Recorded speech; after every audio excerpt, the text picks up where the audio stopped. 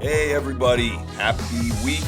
Welcome back to Rise Up the Podcast. This is Greg Beast Renlian. I will be solo today.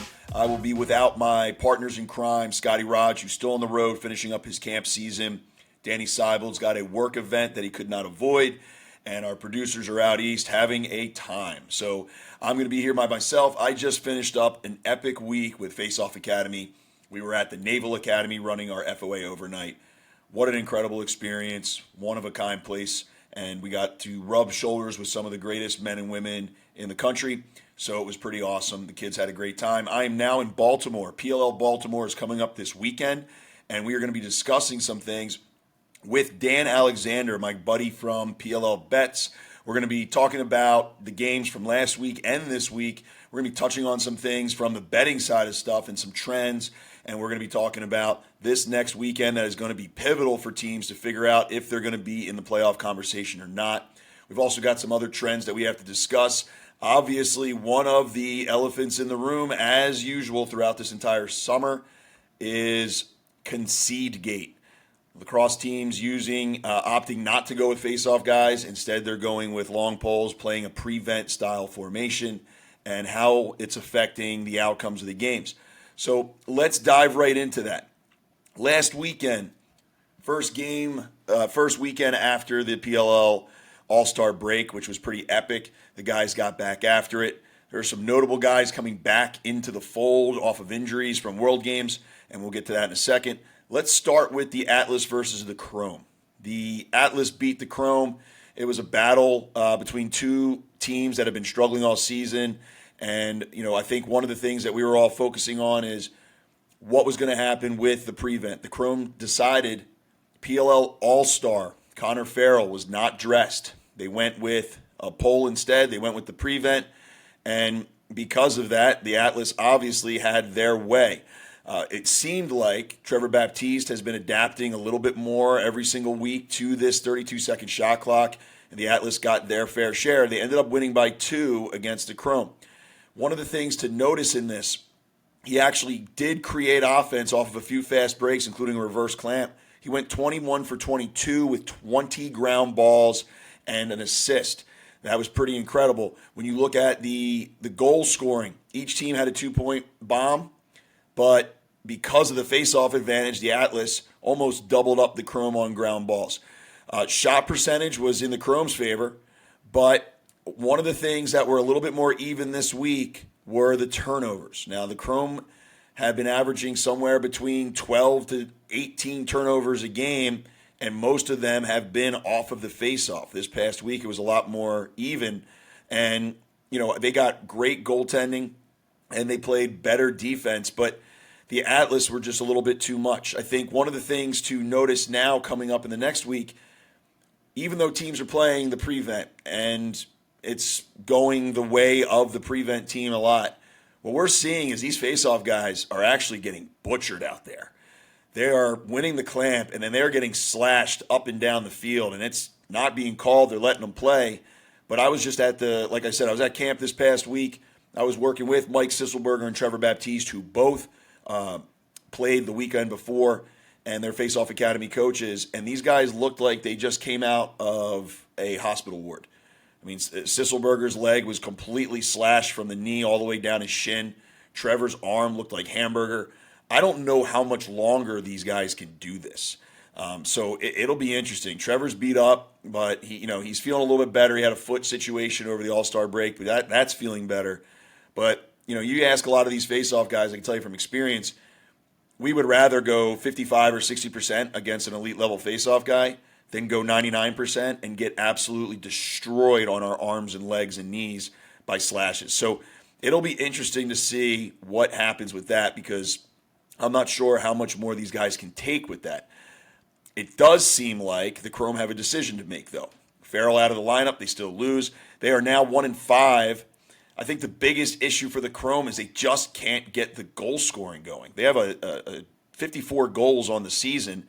That is by far the lowest in the league. They have a score differential of -16. We got 4 games left in the regular season. I'm not saying, some people might think that they're just going to stay where they're at because they might win the Brennan O'Neill sweepstakes for next season. But, if you ask any of the guys on that team, they have no interest in that. They want to make the playoffs. And as we know in this league, if you make the playoffs, you have a shot. And right now they're at 1-5. They got to figure it out. They have a tiebreaker issue now with the Atlas, who are one game in front of them, and they have the tiebreaker. So that is just something to take a look at this coming week. I do like the way that the Chrome played defense this week. I think defensively they're still solid. It's just how can they get the scoring going on offense? When we look at the Cannons and the Redwoods, game 2, the over was shouting at us. I mean, we got 26 goals, which was amazing. I believe the OU on that was around 23.5 last week. That 23.5 is tough. It's that number is really scary. We'll talk to Dan Alexander about what do you do with that number, because it seems low, but when you had the way those teams were playing the week before, it was kind of hard to not go with the under. So when you're looking at this game here, Cannons versus the Redwoods, Cannons came out firing, and they played a prevent defense too on the faceoff. In fact, they just dropped Jake Falp off of their roster, and they have no interest in taking reps right now, and why would they? They're on a roll. The team is hot. The offense is putting up numbers like crazy. The Redwoods actually had a great first quarter. They were up 3-2, and then the Cannons outscored them 10-6 in the second and third quarters, and then outscored them again in the fourth quarter 4-1. And this offense is humming right now.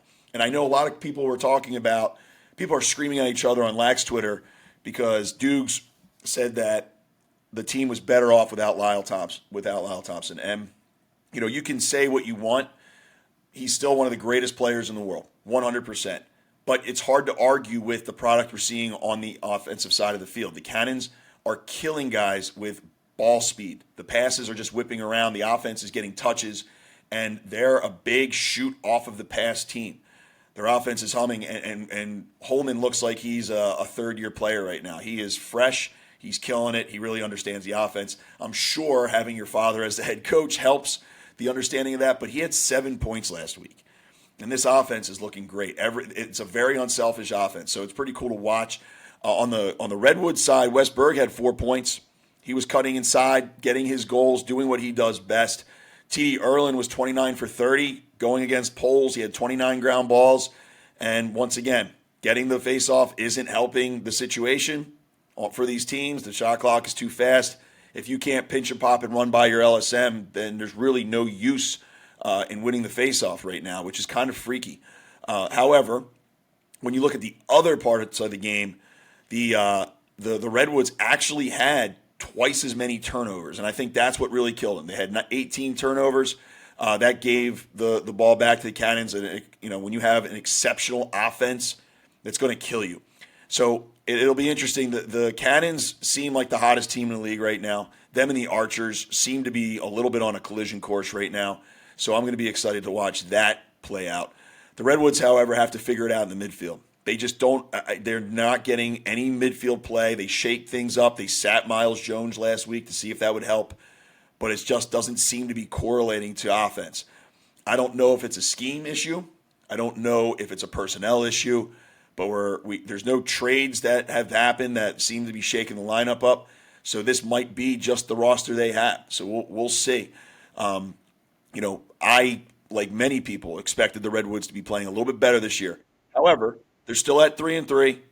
They are sitting in a situation where they're a couple games ahead of the Chrome, and I think this offense can continue to score as they figure out. I think they're one or two parts in the midfield away from being a complete team.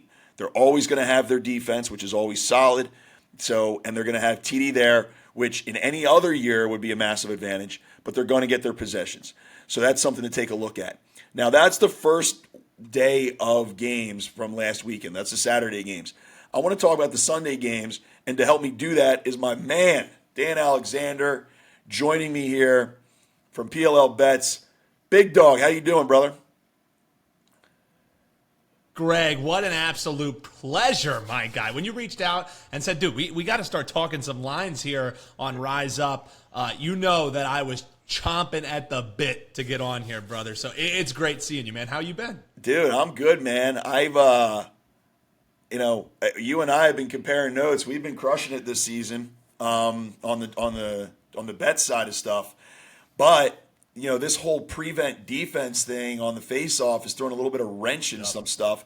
So, a couple weeks ago, I was saying, oh, this is easy. If they're playing if their team is playing a prevent, we're going under. Wasn't the case this past weekend. And the perfect example is these two games that we're going to talk about right now. If you want to help me kind of review last weekend's Sunday slate, the Water Dogs and the Archers, that was a heck of a slobber knocker. But let's first talk about the Archers this past weekend. What was your takeaway when you saw the Archers versus the Dogs?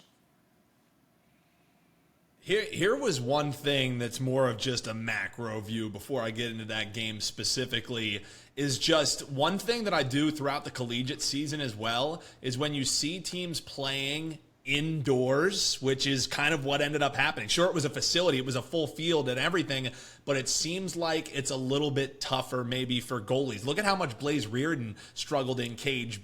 Maybe it's just a little bit different of a glare. Maybe it's the way that the game goes. But whenever games, even in the collegiate season, are going to be played inside of a stadium like that or inside of a facility like that, I always lean towards overs. So already heading into this weekend, I thought we were going to see some scoring. Now, Greg, Beast, I didn't think we were going to see 19-18, and then followed up with two teams that typically are lower scoring, 17-16. The thing is why did it take so long for that scoring to happen? Because on Saturday it was the exact opposite. But as far as that Water Dogs Archers game goes, it's funny to me that the record, being tied for how many points was scored in a game. Both of them happen when the Archers and Water Dogs, face off, or when the Water Dogs are on the field. And also they both happen when you don't have Ward in cage. So I find that a little bit interesting, not trying to bash DeLuca or anything, but it is funny that when Wardo's not in cage, it seems like people can finally match that output that the Water Dogs put up. That's actually a great point, and I think the indoor thing is fascinating because, as you say it, I'm thinking from a goalie's viewpoint, you're probably used to seeing a lot of open space in front of you, and when you're inside and you're seeing extra seat backs and the glare of the lights inside, that might add a whole different element. Aside from the fact that usually when you're playing indoor, that turf's a little harder, so high bouncers will go. So that's an interesting tidbit. Now, one thing I was never prepared for, I will never go with the under against the Archers. I will never do that. The one thing that did burn me is I have a very strong rule on not going the over when Blaze is in cage. That one got me this past week.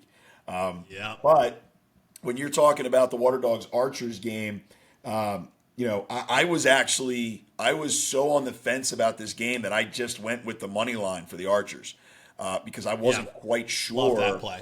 Yeah, I wasn't quite sure if they were going to win by two. I didn't think they were going to be able to win by two.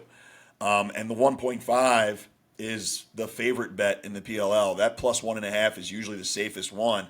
But I was really curious because that was the first game Sisselberger played against the prevent. And I was real curious. And his game plan was actually something that I haven't seen anybody do yet. And he just volume shot. And I think that's the smart way to do it. You go to the cage, you rip it. If you hit the corner, you're a hero. If you hit it wide, the clock stops, you get off the field. And I think one of the scary things about the Archers is you're winning faceoffs, and their 32-second clock proficiency is staggering. So if they keep that up, they have a huge advantage on every team they play.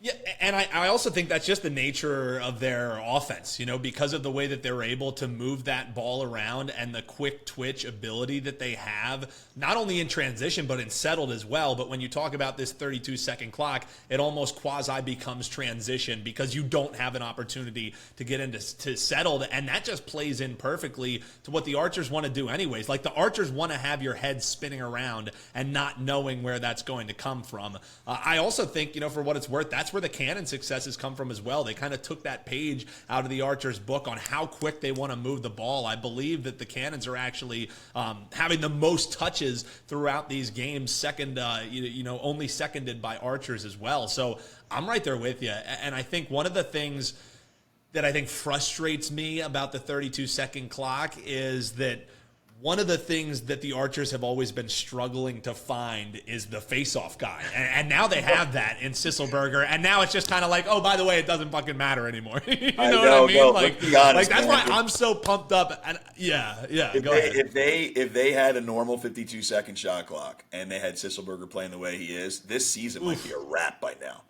because that team would be electric. But I love what you just said about the Cannons, because right before you came on and joined me, I was just talking about the Cannons game last week. And as I'm sure you saw, Dukes got eaten alive by Twitter bros about his comment saying that the Cannons might be better without Lyle. Now, the way he said it, I feel like is the reason people jumped on him. I actually hinted at that in the offseason when I was saying, do the Cannons move on once they got Holman and his father was the coach? Coming from an offense that Holman loves, which is fast-paced, spin the ball, catch it off the pass, and rip. That's not the style Lyle plays. Doesn't mean he's not one of the top 3 players in the entire world right now, or even the best. But does that fit the scheme that a Brian Holman wants? And it really doesn't. If you watch Brian Holman's career as a coach, he likes spinning the ball. It's a reason why his son is that way. So I would argue, are they better off without him? I think this offense is obviously better overall personnel-wise, but I think it fits the scheme better without Lyle there trying to draw and dump or beat the slide and score. And I feel like people are eating Dukes up, but it was a good point. I just think the delivery was a little off. Yeah, 1,000%. And you also know the most level-headed part of Twitter is Lacrosse Twitter, the most level-parted of X or whatever the hell we're calling it now. No, we're calling it Twitter. Yeah, I am not calling it that. Yeah, so you thank you. I appreciate that. Like, I feel like when I log into X, it's like I have to clear my browser history. I'm like, what the hell am I logging into right now? So yes, it is Twitter for all intents and purposes. But dude, I'm right there with you. And honestly, I was kind of hinting towards that going into the season as well, because both things can be true. It can be true that Lyle Thompson is arguably one of, if not the most dominant on ball, with the ball in his stick player that we have seen in recent history for sure, but you can put him up there with some of the greats as well. So that can be true, while also saying that this Cannons team is better without that element in the offense. It's not to say that they were poor these last few seasons because of Lyle Thompson. I would say the only reason they were able to stay afloat was because of Lyle Thompson. The only reason they were able to be one of the best underdogs against the spread was because of Lyle Thompson. But now, with this look, we're having the whole entire summation of the parts being what represents your offense, as opposed to just going through a prolific player that is now going up against, week after week, the best defenders, having 2 guys lock him down. That doesn't really fly in what we've seen in this field style that the PLL brings. So I think both of the statements can be true, but you can't have actual discourse on Lacrosse Twitter. That's not allowed, Beast. Like we already know that, man. Yeah. So it's either you're an idiot or you're an idiot, instead of just being like, hey, both things are true, and it's just fun to watch the Cannons again. Yeah, or you just watch somebody's 3 different burner accounts arguing with each other. I think what I would love to see if Lyle came back was him playing with the Chaos. I would love to see him in that offense. He would fit in well there. Yeah. He would fit in well there, man, because they go from your ball dominant this week to your ball dominant this week to, hey, let's have Josh Burns score 5 goals this week. I'm right there with you, and you can't, with that offense specifically, you can't just lock somebody off. I think because of what we see with 8 teams, it's hard to say you're able to, but just the way that the Cannons roster was constructed these last few years, it was shut down Lyle and let everybody else eat and see what happens. You know what I mean? I'm not sure with now the roster that they have if it would be the same, but it's just conjecture to say that it wouldn't be. Yeah, and I think that's a good segue, because when we talk about the Chaos this past week, I almost felt like a genius, because my picks this past week were, I felt so strongly that the Chaos were going to lose by 1, that they were going to cover. So I bet on their covering. I bet on the Whip Snakes money line. And then I took the under, because I just believe in the under when it comes to Blaze, even though Brad Smith was coming back. I knew it was going to make a difference. Wasn't prepared for that much of a difference. So I was 2 for 3 on that. But, give me a rundown. What did you think of that game? Well, and also historically, what we've seen when the Whip Snakes are, 1.5-point favorites, they're actually the worst team as a favorite. Going back to 2021, they're 6-16 against the spread as favorites, and you're looking at a chaos team that all 4 of their covers this year have come when they're underdogs. So I was right there with you. When you're getting that 1.5, you're probably, and really just Whip Snakes in general. Like, what do they win? They win one-score games. I think that I was waiting to see this happen from the Whip Snakes. Really, like, you looked at who's in the standings and you know where these teams are falling. The one team that constantly looked out of place was the Whip Snakes, because you know what they have on that roster. You know that they're always having that championship pedigree. I would argue that they're the team that probably has the most cohesive chemistry from top to bottom on the roster, and a lot of that happens because 3/4 of them are Terrapins, so they do things the Terrapin way. Yes. But I was just waiting for this to happen. Now again, I'd like to see this game played at Homewood and see if Blaze gives up 17 goals. I would argue probably not. I think this was coming for the Whip Snakes. It's just, what an absolute treat. The just explosions that we saw on Sunday from a goal perspective. And I think the Whips are going to be around the rest of the season. Look at what the rest of their schedule is. This weekend they play Chrome. Chrome looks like they are just saying, give us Brennan O'Neill and let's ride. After that, the Whip Snakes, they do play Chaos again, so we'll get to see that rematch. And then the Whips are going to take on the Archers, so that's really the marquee game. And then they end up the season against the Cannons. So they're going to get a win this week, likely against the Chrome, and then these last 3 weeks, you figure it out. I would be floored if they ended up dropping all the way to that 8th spot, even with that tough back to the schedule. So if they get in the playoffs, nobody wants to see the Whips. I totally agree with you. And I was saying it earlier. I'm not saying anyone's tanking, but it just seems like the Brennan O'Neill isn't a bad booby prize. Brennan O'Neill ain't a bad booby prize. I will say this, like, the Chrome just seem like they're just completely disoriented. And absolutely. Even when you look at the release of Dylan Malloy to the player pool, and again, who knows what happens behind closed doors? There was clearly some friction on that roster. I'm not gonna, try and act like I have any inside track information, but it definitely seems like, because the talent on that roster, Beast, is just unreal. So the fact that they're not able to put it together, and not only put it together, like, this is a team who struggles to get to double digits. When you have Logan Wisnauskas and Sam Handley and just these prolific scorers that should be lighting the scoreboard up like you're seeing with some of these other teams, and they can't even get to double digits. Like, there has to be something there, and where there's smoke, there's fire. Yeah, and I think you could argue that the two teams that have gotten most affected by this 32-second clock are the Atlas and the Chrome. And regardless of how the Chrome have played since the inception of the league, because most of the years the Chrome have been towards the bottom of the league, they've always had Connor Farrell in the top 3 in the league in faceoff percentage. And now you have a guy who was an all-star one weekend, and then the next weekend he's close to not having a job. I mean, that is something that you got to take a look at. I mean, because that's the one thing they had before, and they don't have it now. So, it's hard to take a look at the Chrome and say that they're going to be like the Whip Snakes. I feel like that win is going to catapult them to a couple more in a row.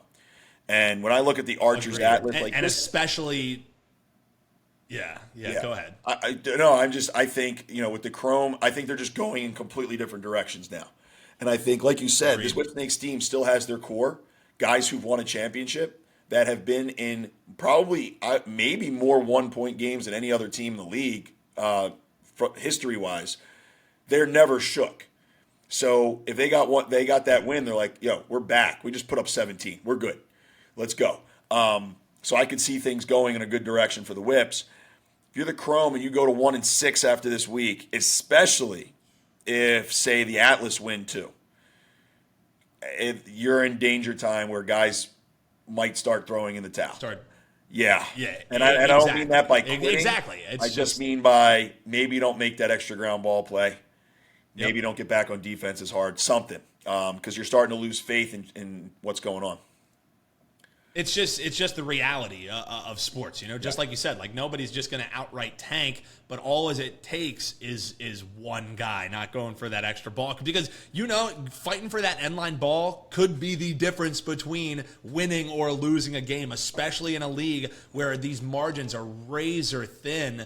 And also, the thing is now that we're reaching this second half of the season, you're getting to see teams face each other for the second go-around. Yeah. And this game this weekend between the Whips and the Chrome is going to be a second go-around. And even though it kind of flies in the face of what we've seen historically, I mentioned how bad the Whips are ATS against favorites.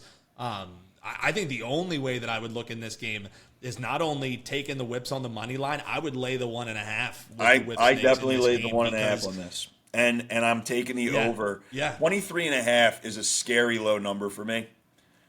Absurd. Yeah. And you can even shop around. There's a 22.5 out there. So grab the extra point too. And definitely, I love that over at 23. I adore it at 22.5. I think there's going to be goals in this one, even if the Chrome doesn't hold up their end of the bargain. Yeah, and it'll be interesting. So let's start with the Archers Atlas, because that'll be the first game. Archers are favored by 1.5 against the Atlas, and this will be the best face-off matchup we've seen this year. Yep. You have, thank God. I think it's flat out, you can't argue it. It's the two best face-off guys in the league right now. And this will be the first time we get to see those two go head-to-head. They just spent an entire week together working our overnight camp, so it'll be interesting. But I was just saying, like, one thing we got to look at, these guys, they're going against Poles. They're going 29 for 30 every week, but they look like hamburger meat. The Poles are just like allowed to just slash them to death. And I don't know what they're going to do about it, because, I mean, I just saw Sisselberger's leg. He is cut from his knee straight down to his ankle on his shin bone. But regardless of that, aside from getting to finally see an awesome, epic face-off battle, which hopefully is not going to completely die out, what else do you see in this game? I mean, I'm taking Archers at 1.5. And I'm still on the fence about the OU, because I think the OU's at 25.5 on DraftKings. Yep. So, how are you feeling about that? On it, well, number one, I think it's incredible that we're going to get two awesome games on ABC this weekend, but everything's sandwiched in between what I would argue could be potentially two games of the year in this Archers Atlas game and then the Water Dogs Cannons game. Like, if you're not going to be glued to your set, I don't know what you're doing. So just from a fan perspective, I think they nailed it, and it's nice that the schedule and the rankings, the standings, have really lined up for an amazing weekend for Hall of Fame weekend in Homewood.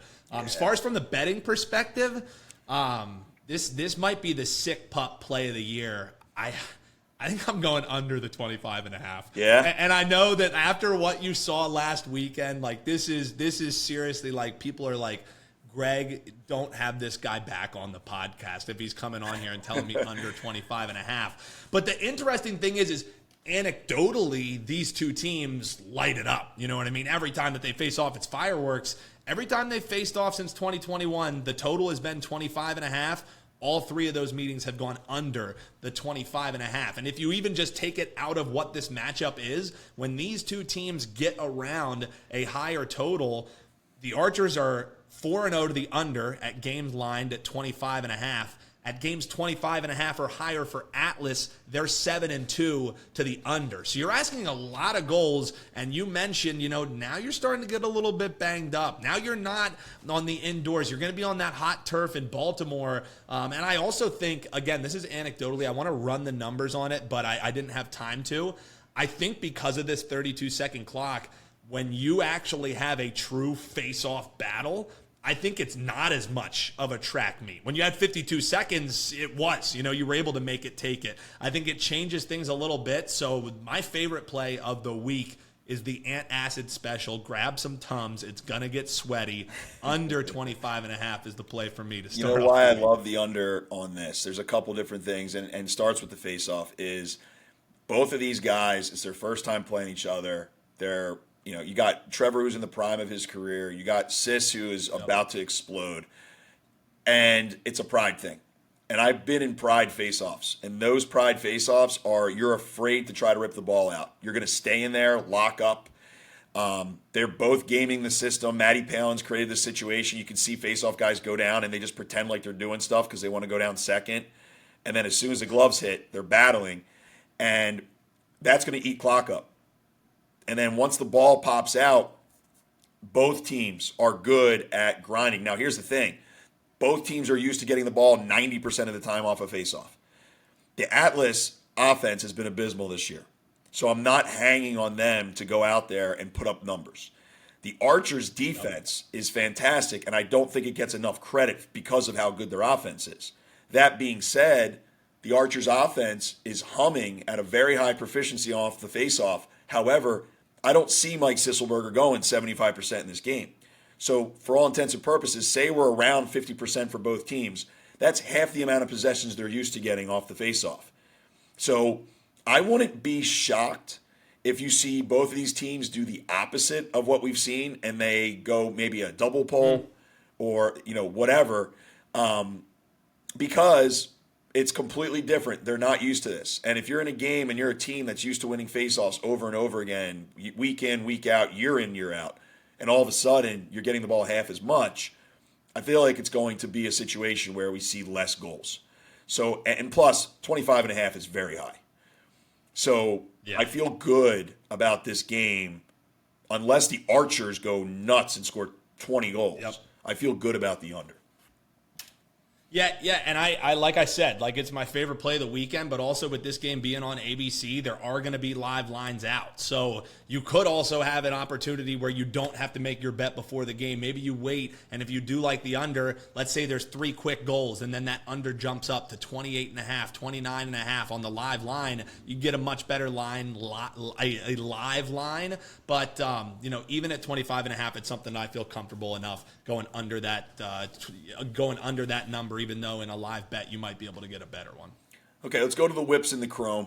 I feel like we're both very much in sync on this one. I feel like the whips are gonna handle business here. The chrome, something's gonna have to be very, very different in that locker room coming out. I'm taking the whips at 1.5. I'm not a big betting minus 1.5, but I feel like there's 2 games. The Archers is one. This is the other that I almost don't have a choice this week.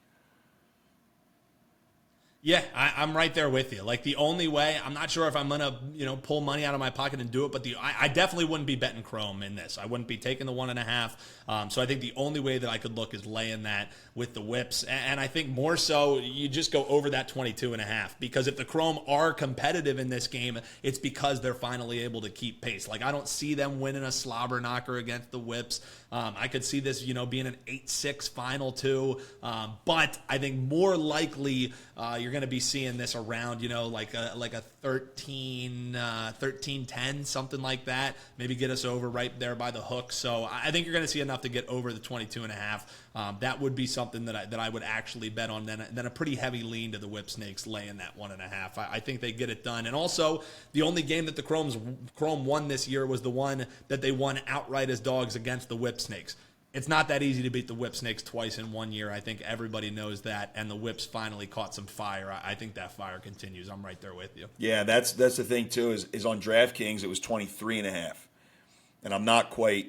I agree with you. I think we're going to get about 20 to 22, 23 goals in this game. It's a good line. Yeah. It's going to be right around that 23-point corridor. Yeah. So if you can go out there and find that 22.5. I like the over at 23.5. I think I would still bet it, but I would be a little bit more trepidatious with that. Maybe not as bigger of a bet. I also think that the reason the Whips put so many points up is because there was a face-off battle last week. Yep. And 50-50, both teams were getting the ball half the time, whereas the Chrome are going to go prevent. And Petey has shown, even though he can win every single clamp, he takes the scenic route to get all the way into the box. And Stagg seems very calm, just saying, all right, we're just going to either score, we're going to throw it away, we'll play good defense once to get the ball back. That's like 2 minutes worth of time. And if you do that for 20 to 25 face-offs a game, you're eating almost a quarter of shitty offense that doesn't count. So, I feel pretty good. If it stays at 23.5, I feel good about going with the under on that as well. All right, let's go to Sunday's slate. I feel like this is going to be a sneaky, awesome game. The Redwoods versus the Chaos. They're both 3-3. Both teams very much in it. The Redwoods seem to have an issue right now at the midfield. They just can't get it going. I don't know what the deal is. They're trying to move pieces around now. They got a little bit more offense last week. Definitely better than 3 goals. But what do you see on this one? Right now the line is Woods at +1.5, and I'm very inclined to take that. I would lean that way too. I mean, when they played, I think this one's just really tough. Like, this is probably the one I throw the X up on, and this is going to be the pass game for me because I could see either one of these two teams winning. Yeah. I could see the Redwood. Here's the way that I would do it. Is I think if you think the Redwoods cover the 1.5, they probably win the game. So maybe you just take them on the money line. You take that plus money. Because I think if the Redwoods keep it close, they probably do enough to win. I also think the Chaos, they're going to be coming in with a bad taste in their mouth from last week. Like, everybody on that roster thinks they should have beat that game with the Whipsnakes. So they're coming with a little bit of wind in their sails, as opposed to a Redwoods team that they were never even in that game against the Cannons. So this is a stay-away game for me. There's nothing that I would bet, but I guess I would lean towards the Redwoods. But it's a real low level. I don't even like that a little bit. But I'm excited to watch this game. I'm right there with you. I think it could sneaky be potentially a game of the weekend that nobody saw coming, but I'm just not betting on it. How do you feel about the OU? Because on DraftKings it's 23.5. I feel like it's going to be a face-off battle. It's going to be a real face-off battle because I don't see Andy Towers ever deciding to not have a face-off guy out there on principle. But because of that, I feel like both of these teams can score, and I feel like I need to take the over in this game. Yeah, and also both the teams can score, but does Blaze Reardon have as bad of a week as he does 2 weeks in a row? I don't think that's a big. I agree with you. I don't think that's going to be the case. Yeah, I feel like the Chaos are going to score only goals. thing. Yeah, I completely agree with you. And then it's just, there's always the but when you're talking about the Chaos, because if you argue the first time that these two teams faced off, that was the game where Blaze Reardon was announced out like 15 minutes before the game started. So everyone who was loving the Chaos, our man Hutton Jackson, like that was like his big play of the year. He was like, I'm slamming the Chaos with 2 fists. And then I was on the Redwoods and I was like, buddy, I'm sorry. Like, I didn't even see that coming, but I'll take them how I get them. Now that Blaze Reardon will be in cage, I'm not sure if that's, still thing rolls out, but I'm always reticent to place overs in Blaze Reardon games because this Chaos team, they're 4-2 to the under this season. And if you take out the game that went over last week because of what a horrible game that Blaze Reardon had, they're 4-1 to the under. So I'm with you. I think you could see some goals this week, but Blaze Reardon in cage and a pissed off Blaze Reardon, I can't do it. I can't ride with the over with you. Ooh, pissed off Blaze is a scary thought. It's a scary Blaze. It is. Yeah. It's the scariest of Blazes. All right, let's finish up in what could very well be the game of the weekend. Water Dogs versus Cannons. 3:30 p.m. on Sunday. I believe it's on ABC. And, I think the Dogs were just 1 or 2 plays away from winning last week in the first place battle. The Cannons are hot. They're feeling themselves. Where are you thinking here? So right now the Dogs are 1.5 plus 1.5. And I feel like I would be doing a disservice to myself if I didn't take that. Yeah, and honestly, I could totally see this game being a 1-score game, and I think this is the game that even the odds makers who, everyone's always like, Vegas knows, they always have the beat. Like, they don't know what's going on. We've never at seen the Green this before. Book. We've never seen this before. Yeah, exactly. On the Green Book on DraftKings, you see the Cannons as the favorite. But over at FanDuel, the Water Dogs are the favorite. So both teams are minus 1.5 depending on which book you are. So I think you find which team that you like to win this game, and you just take the 1.5 with them is the way that I would do. Like take the plus 1.5, at either book there. But the one thing, I talked about, when the total's high, you go under. I wouldn't bet this under with Scotty Rogers' money, man.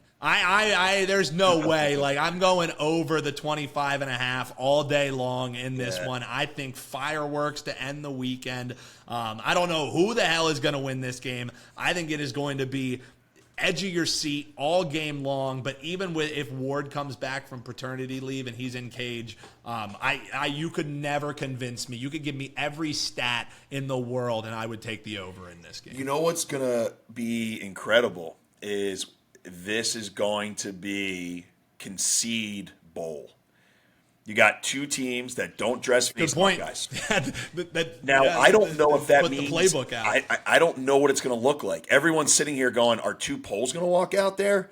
Are they going to, on the whistle, both stand up? Are they going to try to false start to not get the ball first? Like, what are they going to do? Yeah. Just rock, paper, scissors for it. Now, if I'm the Ravens, I'm sitting here going, please make it look awesome and there's 35 goals scored. Because I think most of us are assuming there's going to be some kind of embarrassing train wreck on ABC. I hope it's not the case, but this could change the way the rules go after this season based on this. I think this is a game a lot of people since the All-Star break are like, here it comes. This is the paradox. I agree with you. I think if neither team suits up a face-off guy, that we're going to get a ton of face-offs. It's going to be two guys maybe slapping at the ball. Both guys standing up, one grabbing it and going. I have no idea if I'm a Cannons team or a Water Dogs team, because the Cannons also cut Jake Falk this week. They're all in on not having a face-off guy. So if I'm dressed and that's my mentality, I don't know how you attack this.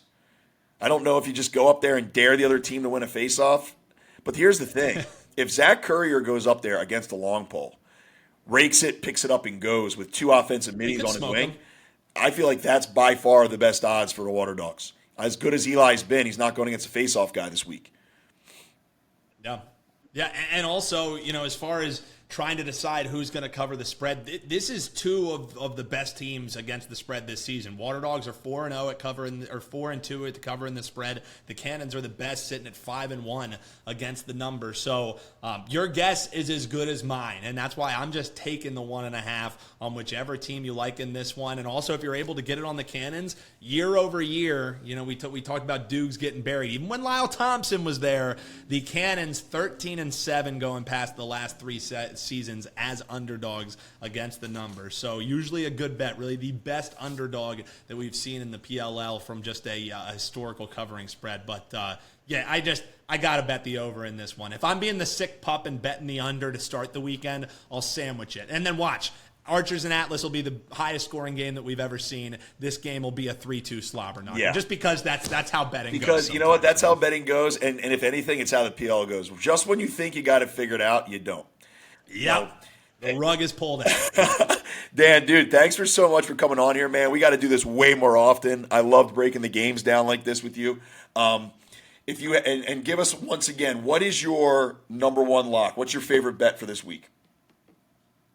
My favorite bet, again, have the antacids on hand. We're going under to start off the weekend. Under 25.5. Archers Atlas, the sick pup play of the year. That's where we're going.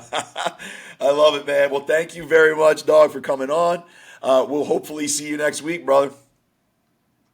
Absolutely. Absolute pleasure, my guy. I'm down anytime, Beast. Have a good one. You too, man. All right. Well, thank you again, Dan Alexander, PLL Bets, our buddies over there, giving us some lines, giving us some action, talking about the games from last week and this week. I'm excited to keep this thing going. We will see you guys next week. Thank you very much. Please be sure to share, subscribe, like, tell your friends about the show. We're going to keep this thing going. I'm having a blast with you guys. Make sure you check us out on Twitter and Instagram. Give us your feedback. If you guys want us to add a segment or add a guest, throw it at us. We're all about it. We're all about this league. We're all about this sport. And we're having a great time. And so you guys have a phenomenal week. We'll see you for PLL Baltimore, and we'll keep this thing rolling.